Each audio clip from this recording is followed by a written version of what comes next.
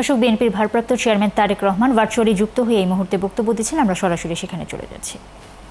তাদের গুণ দ্বারা এবং সেখানেই কিন্তু আমি মনে করি যে আপনারা অসাধারণ এবং আমরা সাধারণ। যুগে যুগে অনেক বক্তাই বলেছেন এখানে, যুগে যুগে কবি সাহিত্যিকরাই নির্ভীক চিত্তে মুক্তির কথা বলেছেন। কবিরাই বলেছেন, বলবীর চির উন্নত মমশির। বিদ্রোহী কবি নজরুল ইসলাম কবি বলেই হয়তো বলতে পেরেছিলেন, নত শির ওই শিখর হিমাদ্রির। দেশের স্বাধীনতা এবং সার্বভৌমত্বের প্রতি চূড়ান্ত আনুগত্য থেকে কবি শহীদুল্লাহ লিখেছিলেন, জাতির পতাকা খামচে ধরেছে আজ পুরনো শকুন। তখন আমরা সবাই সচেতন হই, প্রত্যয়ী হই, স্বাধীনতা রক্ষায় ঐক্যবদ্ধ হই সার্বভৌমত্বের প্রশ্নে। আমাদের মহান স্বাধীনতা যুদ্ধের দিনগুলোতে কবিতা আর দেশাত্মবোধক সঙ্গীত ছিল মুক্তি যোদ্ধাদের প্রেরণার উৎস। ক্ষুধা, যুদ্ধের ময়দানে ক্ষুধা, যন্ত্রণার ক্লান্তিকে সেদিন তারা পরাজিত করেছিলেন কবিতার প্রেরণা, এবং সেটি ছিল দেশপ্রেমের একটা অনন্য উদাহরণ। তা না হলে কিভাবে একজন মুক্তি যোদ্ধা একটি গান লিখেছিলেন, এই গানটি একজন বক্তা উল্লেখ করেছেন যে, একটি ফুলকে বাঁচাবো বলে যুদ্ধ করি। সম্মানিত উপস্থিতিবৃন্দ, স্বাধীনতার পর থেকে দেশের সকল ক্রান্তি লগ্নে কবি সাহিত্যিকরাই আমাদের সচেতন করেছেন।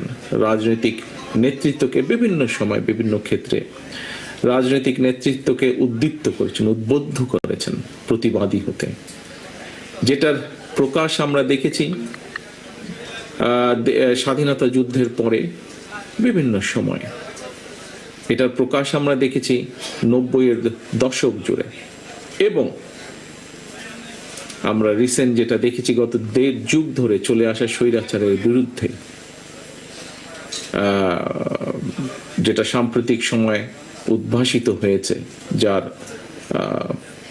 পরিপূর্ণতা ঘটেছে 24-এর সফল গণ আন্দোলনে, গণ অভ্যুত্থানে। এভাবেই কবি সাহিত্যিকরা, সম্মানিত উপস্থিতিবৃন্দ, এইভাবেই কবি সাহিত্যিকরা যুগে যুগে নিজেদের মাত্রাকে এতটা উঁচুতে নিয়ে গেছেন, যার ফলে অনেক সময় দেখেছি আমরা তাদের নিজেদের পরিচয়, দেশ এবং জাতির পরিচয়ের সমার্থক হয়ে উঠেছেন। যেমন শেক্সপিয়ার বা ওয়ার্ডসওয়ার্থ ব্যক্তি থেকে ইংরেজি সাহিত্যের নাম হয়ে উঠেছেন।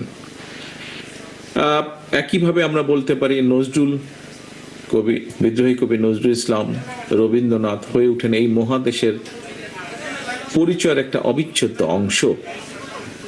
ঠিক এমনি ভাবে কবিতা আর দেশাত্মবোধক সঙ্গীতকে মুক্তিযুদ্ধের সাথে একাকার করে স্বাধীনতা যুদ্ধ শেষে দেশ গঠন আর দেশাত্মবোধের প্রেরণা নিয়ে শহীদ জিয়াউর রহমান প্রথম বাংলাদেশ আমার শেষ বাংলাদেশ, জীবন বাংলাদেশ আমার মরণ বাংলাদেশকে তার দল, বাংলাদেশী জাতীয়তা দল এবং বিএনপির অনুপ্রেরণা দলীয় সঙ্গীতে পরিণত করেন গভীর শ্রদ্ধাবোধ থেকে।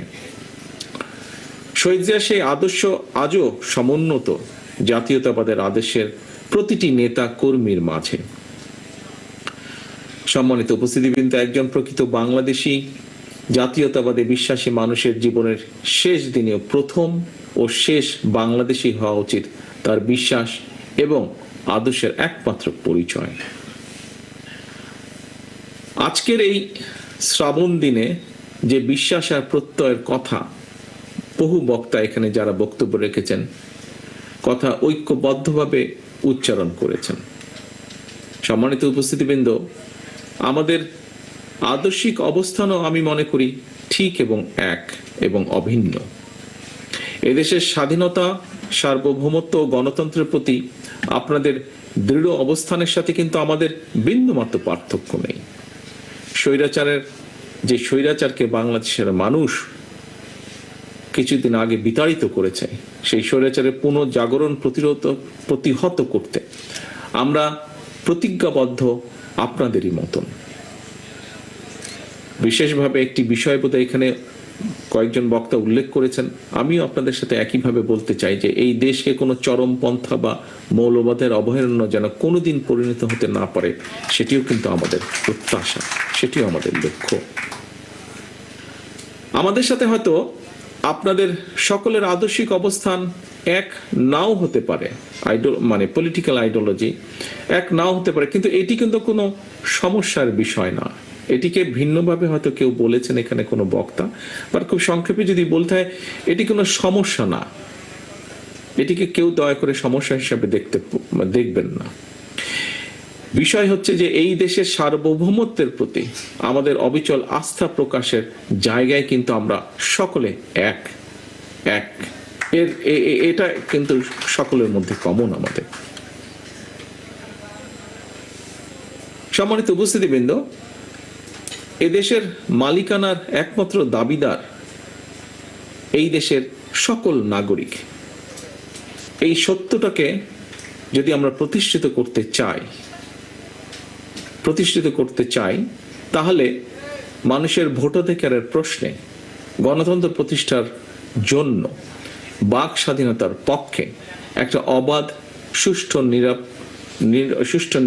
নির্বাচনের পক্ষে আমাদের সকলকে ঐক্যবদ্ধ হতে হবে। অর্থাৎ একটি অ্যাকাউন্টেবল অবস্থা দেশে তৈরি করা একান্তই প্রয়োজন, এবং আমরা যদি সেটি করতে সক্ষম হই, এখানে আপনারা আপনাদের কবি সাহিত্যিকবৃন্দ আপনারা যারা বক্তব্য রেখেছেন, আপনাদের বক্তব্যে যারা আপনারা লেখার স্বাধীনতার কথা বলেছেন, মত প্রকাশের স্বাধীনতার কথা বলেছেন,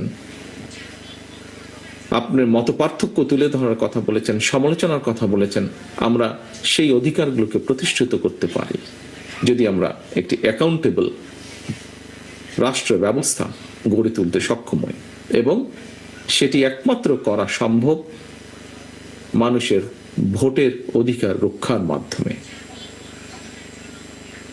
সম্মানিত উপস্থিতিবৃন্দ, সম্মানিত সভাপতি, দেশের সার্বভৌমত্ব রক্ষায় সকল শহীদের রক্তের দায় পরিশোধের সময় এসেছে আজ।